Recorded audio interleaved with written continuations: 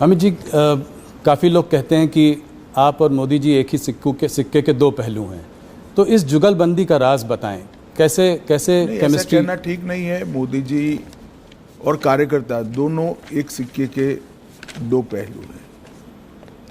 करोड़ों कार्यकर्ताओं के जीवन में उन्होंने रास्ता भी बताया है, कोई भटकता है तो उंगली भी पकड़ी है, कई लोगों के जीवन को नई ऊंचाइयां भी दी हैं और हर कार्यकर्ता को पार्टी के सिद्धांतों के आधार पर जीने की आदत भी डाली है, क्योंकि वो स्वयं कार्यकर्ता हैं। उन्होंने प्रधानमंत्री बनने के बाद भी देश की इतनी बड़ी पुरानी, मतलब 80 साल की डेमोक्रेटिक लेगेसी में शायद ही कोई प्रधानमंत्री होगा जो पार्टी की बैठक में डायस पर से उठकर फ्रेश होने के लिए भी नहीं जाता होगा।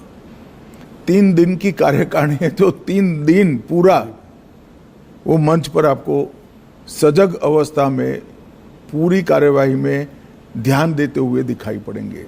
वो बीच बीच में माइक लेकर टोकते भी हैं और एक प्रकार से मैं कहूँ तो इसके कारण कार्यकारिणियों की उपस्थिति बढ़ गई है, क्योंकि जब आपका नेता स्वयं ही बैठता है तो सभी लोगों को बैठना ही पड़ता है। मोदी जी लोगों से एक दिल का रिश्ता बना लेते हैं। मैंने देखा है कि बड़े बड़े ग्लोबल लीडर्स के साथ भी उनका 1-on-1 एक रिश्ता है। वो प्रोटोकॉल के बियॉन्ड जाकर एक रिश्ता बनाने की कोशिश करते हैं, चाहे वो ट्रंप हो, चाहे वो नेतन्याहू हो, पुतिन जी हो।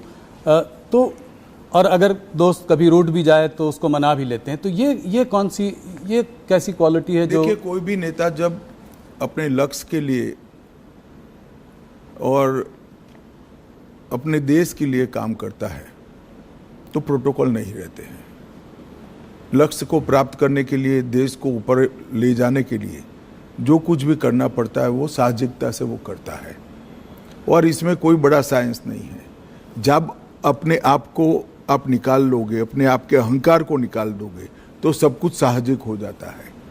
और ये मैंने देखा है, मैंने छोटे से छोटे कार्यकर्ता से बात करते हुए देखा है, उसको प्रेरित करते हुए देखा है, उसको डांटते हुए भी देखा है और बड़े से बड़े नेता के साथ भी इसी प्रकार का व्यवहार करते हुए भी देखा है, क्योंकि उद्देश्य पार्टी ठीक चले, राज्य ठीक चले, राष्ट्र ठीक चले, वो है। अंतर्राष्ट्रीय संबंधों में भी